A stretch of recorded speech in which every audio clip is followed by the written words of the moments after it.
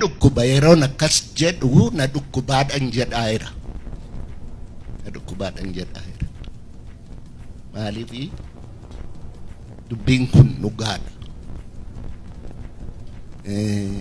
Uummanni hin dubbifne bilisoomuu hin danda'u. Duroomuus hin danda'u.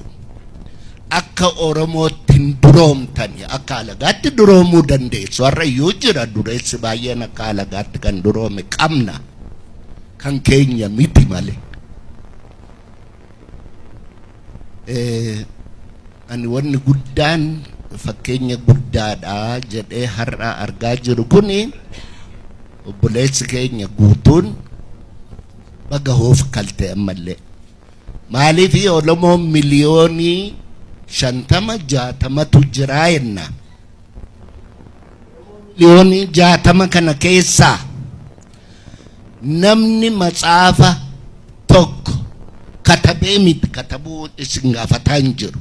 Namni matsaafa tokko dubbisee fixe nama meeqa ta'a? Nama miliyooniin tokko jira?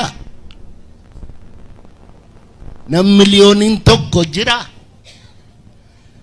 Oromoo miliyoonii 60 jettan kana keessaa namni birrii miliyoonii tokko lakkaa'ee beeku namni 500,000 jira? Hafa miiliyan jecha jira? Hin jirtan. Hin jiru. Maqaadhumaaf jira. Na Waaqayyo sinaa gargaaru. Waaqayyo hirriba kanarraa sinaa kaasu. Hirriba du'aatti jira. Kanaaf matsaafa dubbisuun namni matsaafa hin dubbifne hin bilisoomu abadan.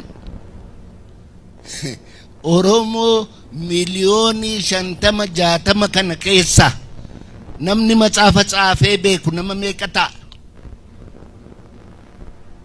Nama 200 qabnaa jiran. Nama 200 qabnaa nama matsaafa tsaafe. Kun salphina guddaa. Baranneerra jennammoo.